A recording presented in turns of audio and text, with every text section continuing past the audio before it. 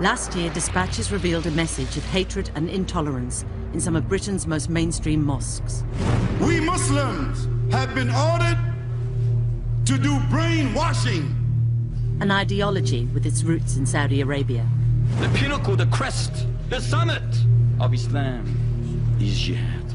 But the Kingdom of Saudi Arabia said it was not responsible. And Britain's most important mosque promised vigilance against extremism. So we've gone back undercover to see what message they're promoting now. The one who changed his deen, what we're going to do? Keep. The last day will not come until the Muslims fight the Jews and kill them.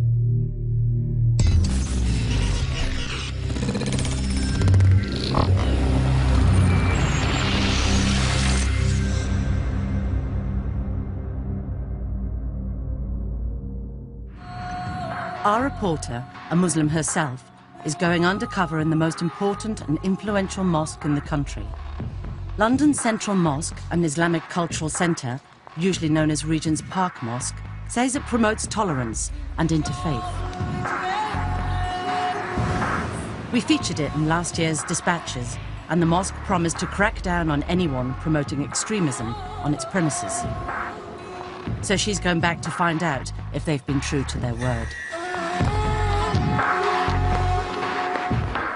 Women aren't allowed in the main hall, so she's directed upstairs to the main women's section on a large balcony overlooking the hall. Hundreds of women and children come here to pray every day. Then the congregation gathers in a large circle. The teacher today is Amira. She says she's teaching from a book by Sheikh Fazan, a senior member of the official Saudi religious establishment. This is very, very good book. She starts with a revision session on what should happen to people who break Islamic laws, including Muslims who convert to another faith. But he's Muslim and he get out of Islam. He doesn't want any more. What we're going to do? Keep. When someone rejects Islam, comes out. Qatl, kill. You have to kill. You understand? We're talking about Islam. Yeah? It's the same for adulterers. For the had the zina, what is the law of this? Stoning. Until he died. And the one who is not married, he never dies. Now, with 100 lashes. The worshippers, many of whom are children or teenagers, are being taught the Saudi Arabian interpretation of Sharia law from official Saudi books. The teachings include the brutal killings of homosexuals and women who act like men. If someone makes themselves like a man, a woman like a man, you understand this, the punishment is kill. Kill them from the highest place. And not going to be like animals, living like animals. Or to be like the people of Lut, we have to take the had is to kill them. This causes a brief debate among the young students.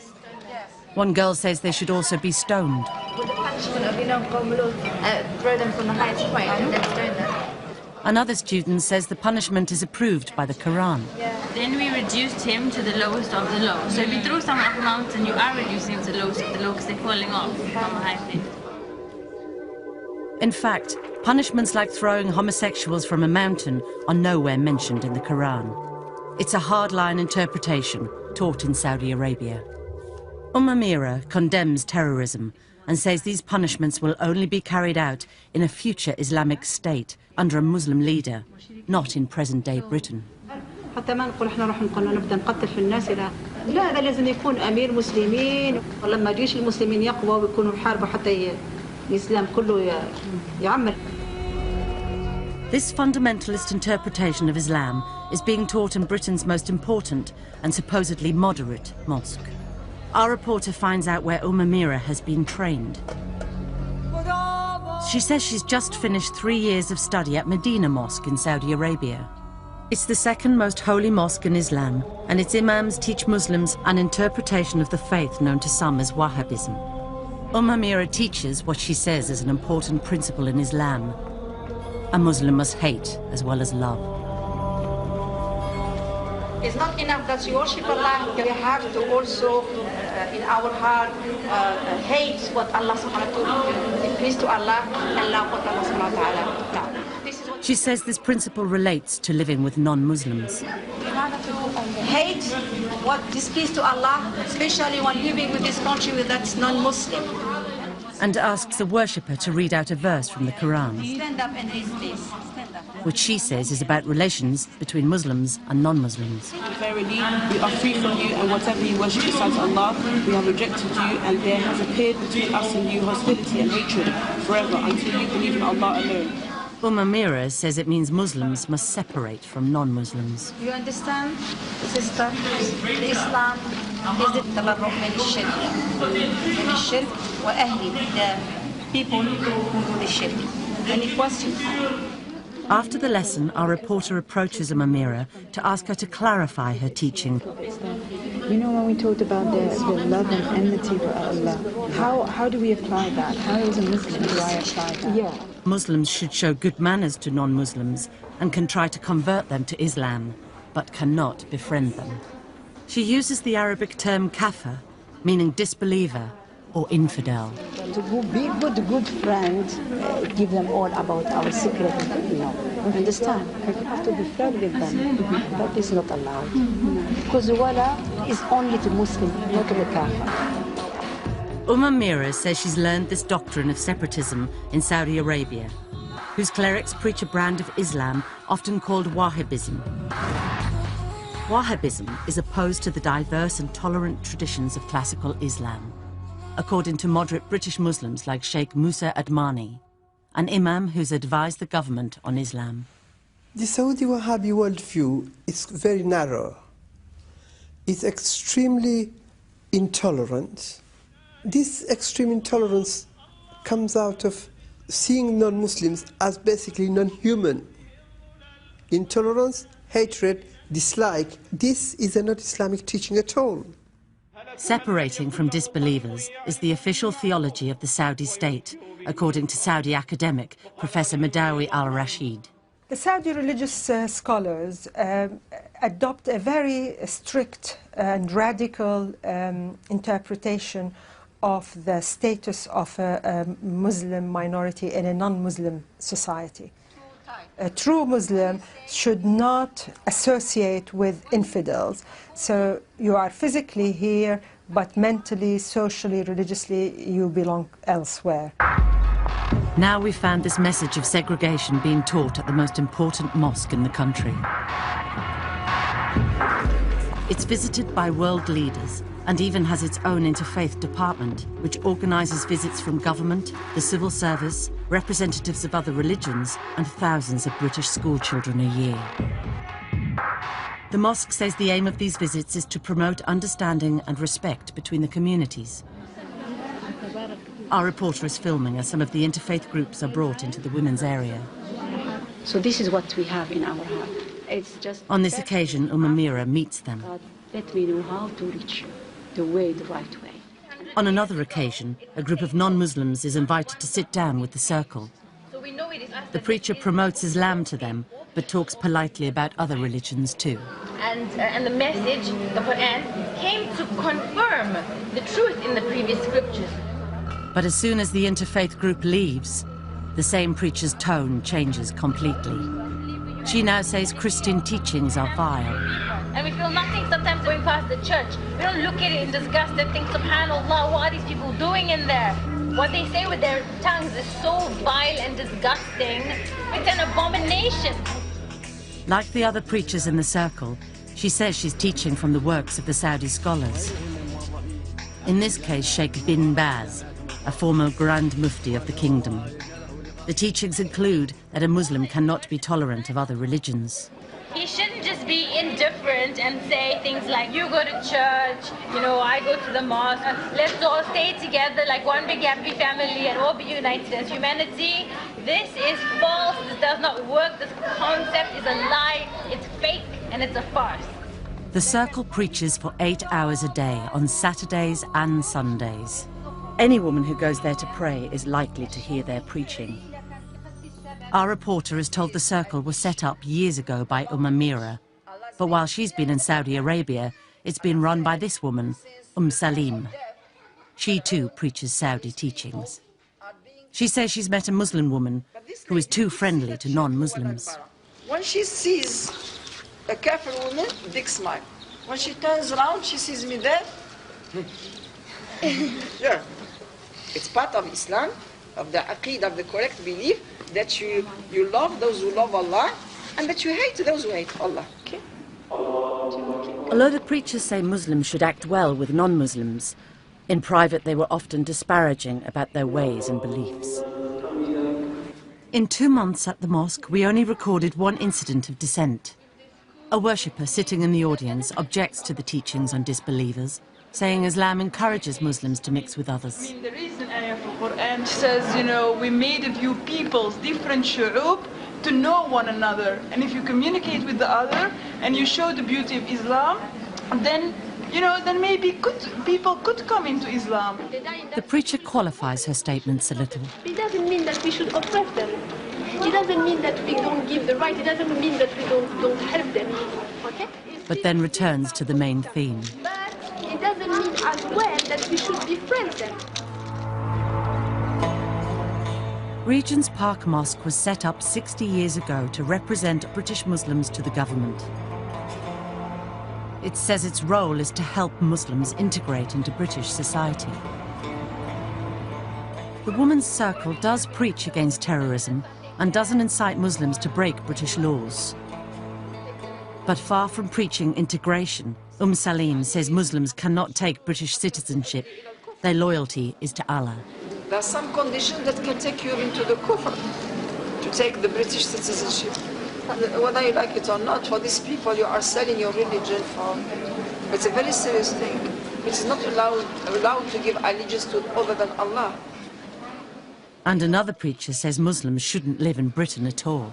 It's not befitting for a Muslim that he should reside in the land of evil, the land of the land of the disbelievers. A Muslim should emigrate to a Muslim country. On Fridays, the women can hear the mosque sermons from the main hall. These sermons are given to 1,000 or so worshippers by the mosque's official imams, who by historical agreement have been supplied by the Egyptian government and are trained in Egypt. These sermons, our reporter heard, were very different from the Women's Circle's teaching, stressing a tolerant and diverse Islam.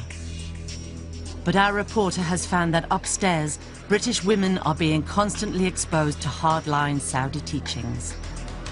There are other links between Britain's Central Mosque and Saudi Arabia. It's been heavily funded by the kingdom, and the mosque's Director General is from Saudi Arabia.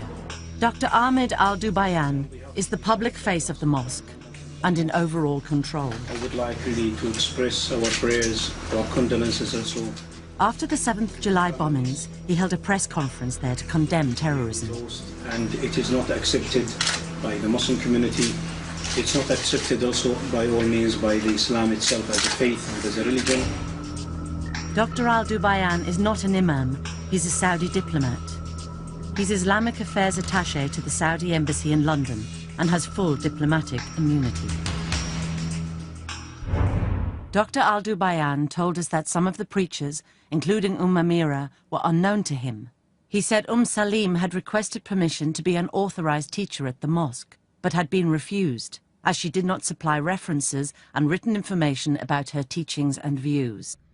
He and the mosque had not known of her teachings and views, which did not reflect those of Regent's Park Mosque. He said, "The ICC is committed to interfaith and cross-cultural understanding. It does not support or condone extreme views, racial hatred, violence or intolerance." Salim told us, "We are not blind followers of any government or any clerics. We do criticize other religions just as other religions criticize Islam.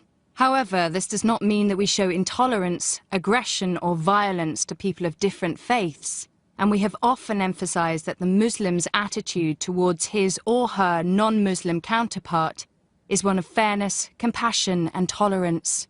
We encourage integration into society."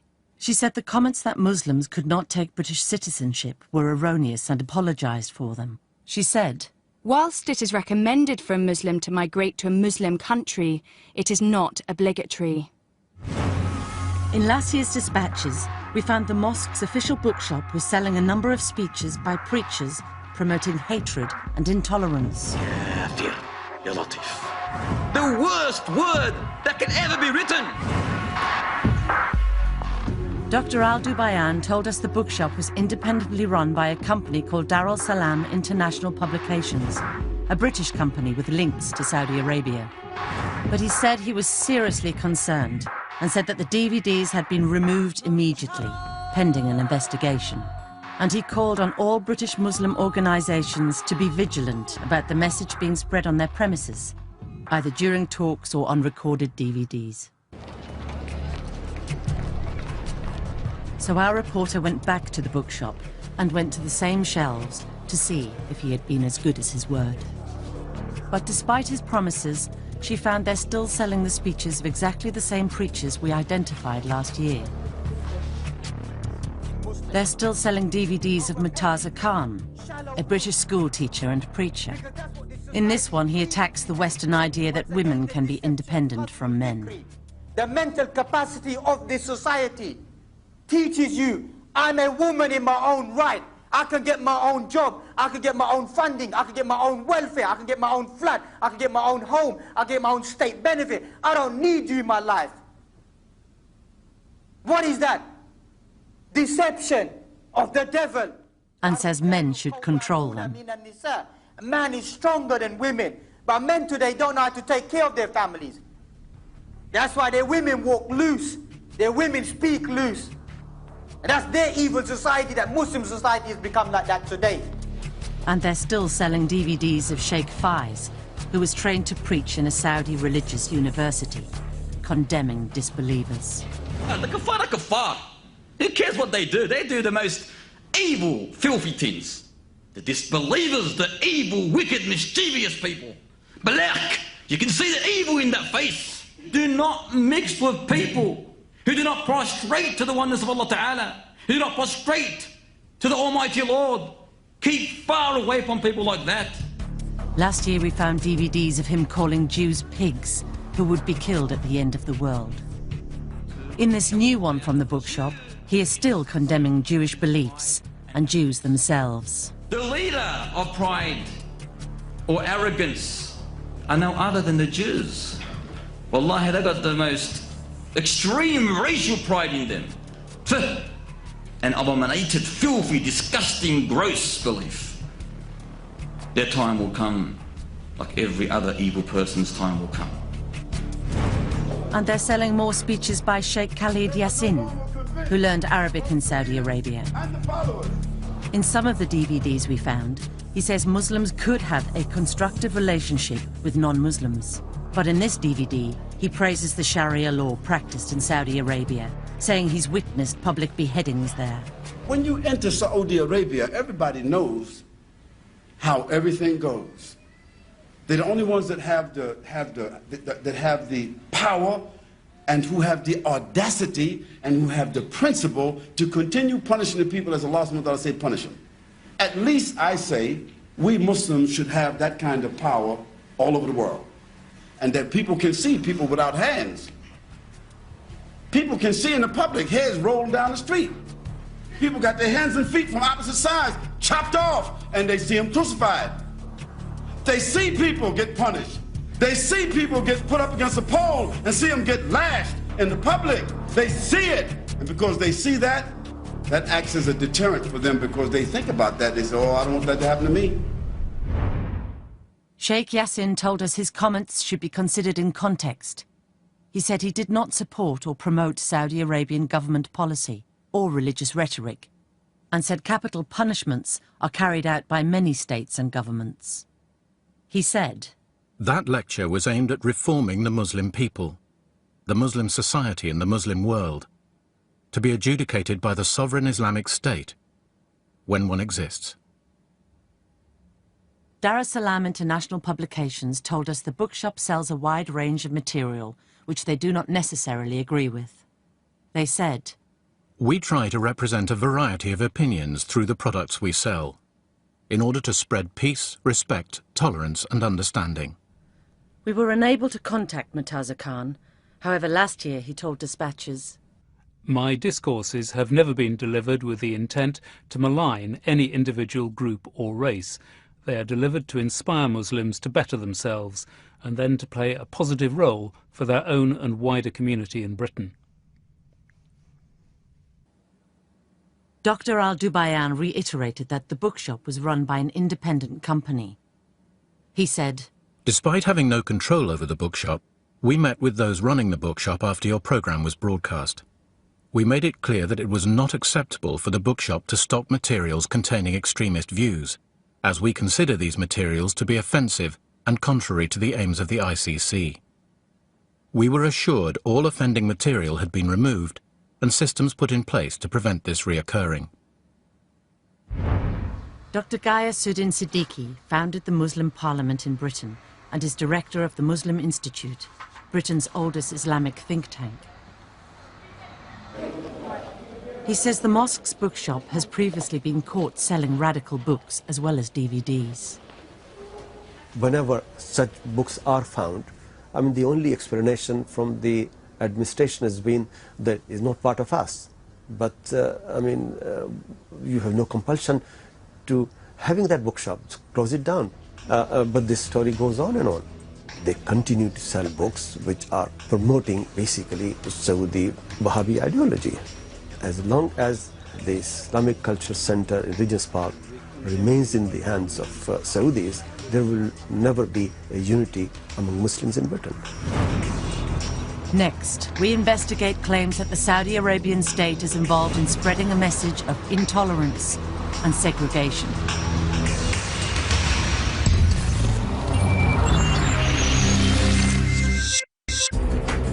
A Dispatches reporter is filming undercover inside Regent's Park Mosque. It's the most important mosque in the country, and one which claims to be dedicated to promoting moderation and integration. But she found its official bookshop selling speeches attacking non-Muslims. Disbelievers, the evil, wicked, mischievous people. And preachers teaching British Muslims to separate from non-Muslims and their society, and to believe in Islamic states with extreme Sharia law. The one who changed his deen, what we're going to do? Kill. Now our reporter was to witness Saudi religious rulings being given to women in Britain. After a month with the Women's Circle, she finds they're using the mosque to select some of the worshippers and invite them to private sessions. She's asked along. On Friday. Would you be able to come? Yes, inshallah. Let me write for you my address, inshallah. She heads for the meeting. It's taking place in a private house in North London. In the mosque, the circle gives general religious instructions to a few hundred women.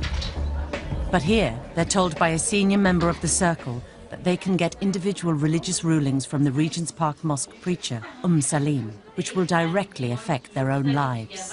So Salim, who's our teacher at the masjid, she basically is coming to give a halakha about, various topics, anything you want to ask, anything you want to know. Salim answers their questions with strict rulings on women's personal freedom. She says they can't travel far without a mahram, a male member of the family to escort them. Whoever believes in Allah should not travel without a mahram. This alarms one woman in the audience. Sister, me and my husband, we can't go together. So what do I do if I want to go? Yeah. She's told she can't travel by herself. So what do I do? You go with your husband. The British government says empowering Muslim women is a key part of its strategy against extremism. This year, Gordon Brown launched an advisory group of Muslim women to encourage integration into British society and greater participation in the workplace. The important thing for our country going forward is that every single citizen feels that they have a part to play. The aim is to help tackle radicalism, according to Saudi academic Dr. May Yamani. The current British government's policy is about empowering women to be part of the community where they live and participate and get jobs. This policy is certainly very important to keep real moderation in the community. Regent's Park Mosque says it aims to help Muslims integrate into society But in the private sessions, Salim criticizes Muslim women who do so. We are going to see Muslims in every sphere of the everyday life in this country. I see Muslims, it breaks my heart when I see them working in banks, short sleeves, sometimes this tight, scarf like this, makeup, you know, being with the kufa all the time, even speaking with the language. She learns that this woman has a job in the health service. No, is the job okay? The job that you are doing, does it involve anything haram or is no. No, I or work in halal? pathology, hematology, just blood tests. Just blood tests? Yes. And they don't allow you to wear jilbab? Salim finds out that the woman can't wear a jilbab, a full Saudi-style Islamic covering, while at work. And she's working alongside men, which is forbidden by Saudi scholars. Do you work only with females? No. Salim says this is not acceptable. You know that working in an environment that is not Islamic, working with the kuffar, always takes you away from the deen and hardens your heart. And it will be lying to you if I say it's okay. We asked Dr. Yarmani what she thought of this kind of Saudi teaching being spread to British Muslims. My reaction to this, restricting women a job in a hospital, performing their job and working with patients at a hospital because of type of gown they're wearing, or restricting the movement of a woman in the street, in London, or anywhere in Britain, my reaction is, this is not Islamic. Before there was anything. They're not even justified by the basic Islamic texts. Salim denied to us the meetings were clandestine. She said the rulings that women could not travel alone and could not work if it conflicted with religious requirements were totally justified by Islamic texts. She said, "You may regard these juristic and textual rulings as extreme restrictions, but we see them as our way of life and a liberation of the soul."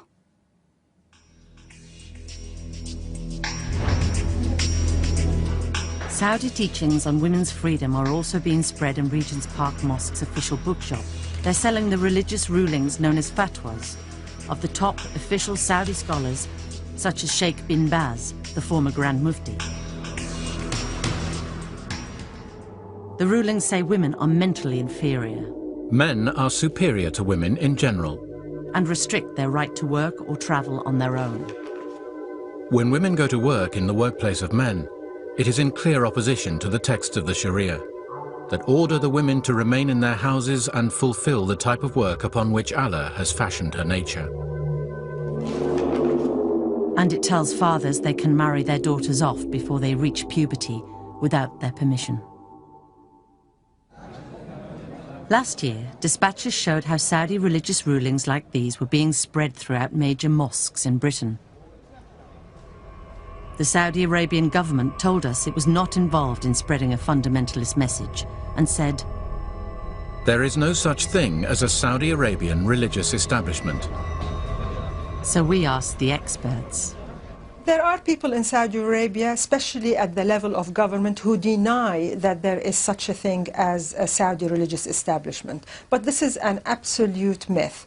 There is a religious establishment. It's a bureaucracy that is in control of a lot of institutions in Saudi Arabia.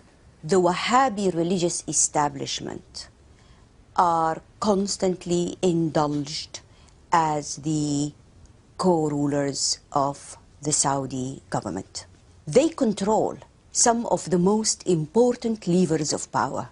The Ministry of Islamic Affairs, the Ministry of Pilgrimage, the control over the judiciary, the control of most of the educational system. The religious establishment is headed by the country's most important clerics. Council of Higher Ulama or religious scholars is a body that is established by the state, whose main function is to issue religious opinion, but it is also responsible for overlooking the functioning of all other institutions. And the Saudi government has a bargain with the religious establishment. It allows them to control the social sphere, morality, or the public space. In return for that, they get subsidies, they get their salaries, but also it gains their acquiescence. So the religious establishment in Saudi Arabia is an integral part of the system. Whether the ruling elite admit that or not. The Saudi government has spent billions of pounds spreading Islam around the world.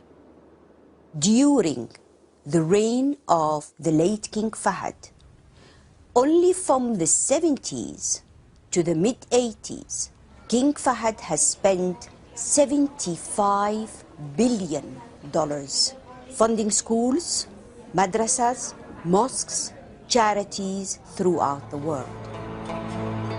Official Saudi websites give the figures. The result is some 210 Islamic centres wholly or partly financed by Saudi Arabia, more than 1,500 mosques and 202 colleges, and almost 2,000 schools in non-Islamic countries. Saudi funding has a huge effect on British Muslim life, according to some Muslim commentators. Saudi Arabia has immense influence in Britain through their support of mosques and imams. When the Muslim community came to this country, they were not organized and they did not have enough resources. So they went to Saudi Arabia to collect funds, and through that thing they were able to influence, propagate their ideology all over this country. Many preachers in Britain have been trained in Islam in Saudi Arabia, like Amira, whom our reporter filmed preaching at Regent's Park Mosque. She spent 3 years studying at Medina Mosque. This is the official website of the Saudi Ministry of Islamic Affairs. It prints the sermons of Saudi imams and gives an idea of some of their teachings on non-Muslims. Fellow Muslims, following the kafir is disgraceful, while disobeying them is mighty. When a kafir dies, the whole of humanity is relieved. Beware of taking them as friends. You should hate them, disown them and their religion. This Saudi imam is overcome with emotion while reading a Quranic verse cursing Jews and Christians.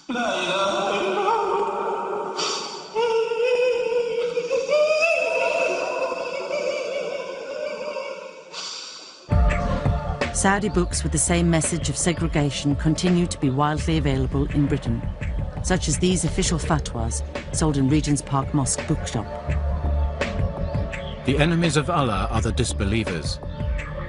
It is necessary to avoid mixing with non-Muslims, to like them, to love them, to support them, or live amongst them. We found Saudi Arabian religious teachings being spread at Britain's Central Mosque, which is run by a Saudi diplomat. This is another Islamic institution in Britain, funded by Saudi Arabia.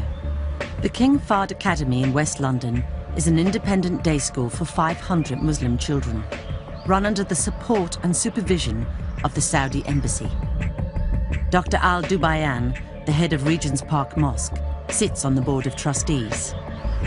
In 1998, the school started teaching some of the pupils the same official education curriculum that's taught to children in Saudi Arabia. Colin Cook is a Muslim convert and worked at the school as an English teacher. 18 months ago, he was dismissed after raising concerns that some of the children were cheating in exams. But this year, he won £70,000 for wrongful dismissal at an industrial tribunal. After he left, a contact still there passed him official Saudi textbooks from the school. The books carry the stamp of the Saudi Ministry of Education. The books teach that other religions are worthless. One quotes a Quranic verse. Those whom God has cursed, he turned into monkeys and pigs. And in a footnote says, it is said that the monkeys are the Jews, the pigs are the infidels of the table of Jesus, the Christians. And another passage sets the children a test. I read that the books were asking the children to describe the repugnant characteristics of the Jews, and I found that repulsive and appalling. I believe these textbooks will poison the minds of anyone that reads them. The King Fahd Academy said it agreed that the passages were inappropriate, but said that they had never been taught at the school. The books had now been disposed of, and the Saudi curriculum had been phased out altogether. It said the passages on Jews and Christians related to an Old Testament event. It does not imply or infer that this is a general comment on these faith groups today. It said Ofsted had found that its pupils showed good empathy and tolerance of others' views. Every year, the Saudi ambassador to Britain, Prince Mohammed bin Nawaf, holds a conference with the British Foreign Secretary. He says the aim of the dialogue is to promote tolerance and mutual respect. That the theme of this session is focusing on how each community perceives the other and how to promote positive views and mutual respect our young people need to discover in learning about one another. But the British government's policy on tackling radicalism and the message being spread by Saudi theology are incompatible, according to security expert Professor Anthony Cleese. What the British government wants is for British Muslims to feel part of an inclusive British society. Now, what the Saudi version of Islam is saying is that Islam is not just a religious identity, it is also a political identity. And that they should resist, that it is right to resist being assimilated into mainstream British society. If you believe in Wahhabism or if you are a supporter of Wahhabism, then basically there is no integration, meeting of two sides. There is no respect for the other side. As a consequence, we have seen Muslims becoming isolated and marginalized. By the government's own thinking, separateness makes it easier for British Muslims not to regard Britain as their homeland, but as the enemy. Next, our reporter goes undercover in a third major UK Islamic institution to get first-hand evidence of the kind of Saudi material being spread in UK mosques.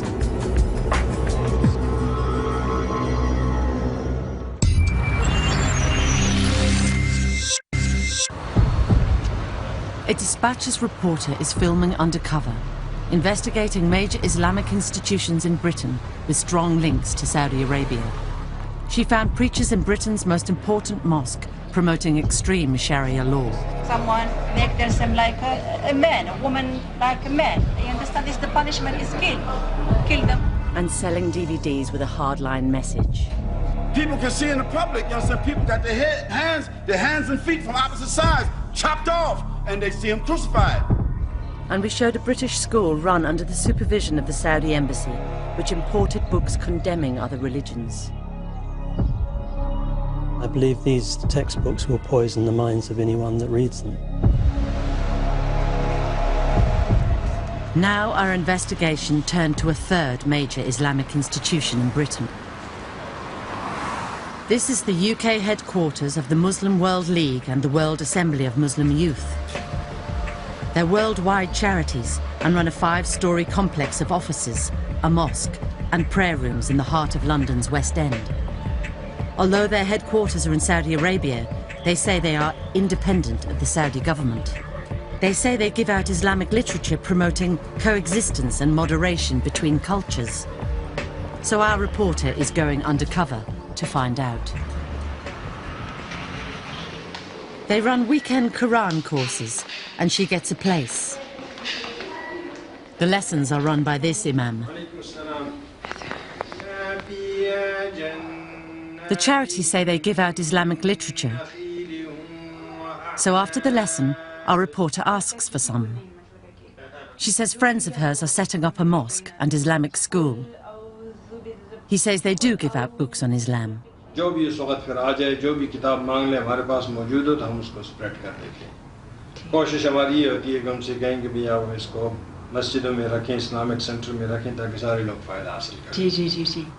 He says they mostly give out English translations of the Quran.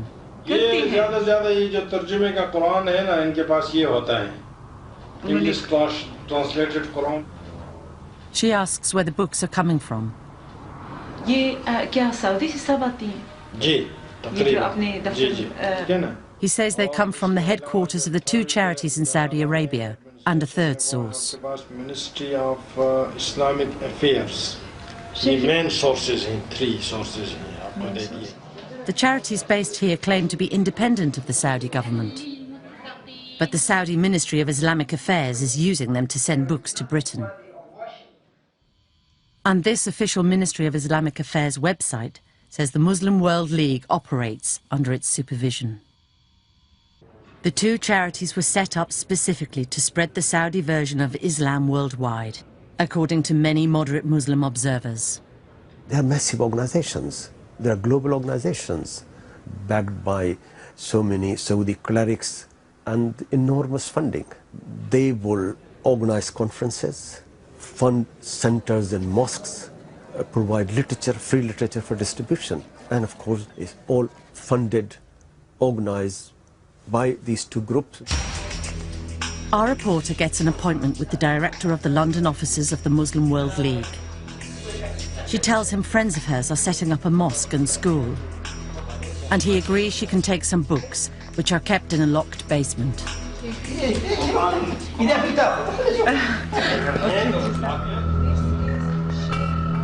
With another undercover reporter who is posing as a friend, she goes along to pick them up.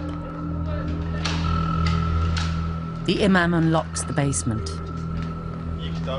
The room is full of books. Our reporters are given a number of books. Nearly all of them are from Saudi Arabia. Some condemn terrorism, others are straightforward guides to Islam and don't promote extremism. But others preach the same teachings our reporter had found being spread at Regent's Park Mosque, including works by the former Grand Mufti Sheikh bin Baz, advocating violent Sharia law punishments, such as death for Muslims who believe homosexuality is permissible. It is permitted to shed his blood and take his belongings. The books say love, support, loyalty and friendship with disbelievers is forbidden. Muslims must do jihad until all countries are ruled by Islam. If some of the people of the non-Islamic countries stand against Islam, they must be fought. And they must act upon the reported words of the Prophet. The last day will not come until the Muslims fight the Jews and kill them. Our reporter was given a sample copy of the translated Qurans they distribute in Britain. It's brand new, published in the last 2 years, and is produced under the supervision of the Saudi Ministry of Islamic Affairs. It bears King Abdullah's own seal of approval. We showed the new translation to Sheikh Musa Admani, who studied Islam at India's top religious universities. Whoever believes in Allah and the last day. A number of verses in the Quran preach peace and tolerance between Muslims, Jews and Christians. But the Saudi Quran contains footnotes saying these verses are no longer true, a narrow interpretation not followed by moderate Muslims.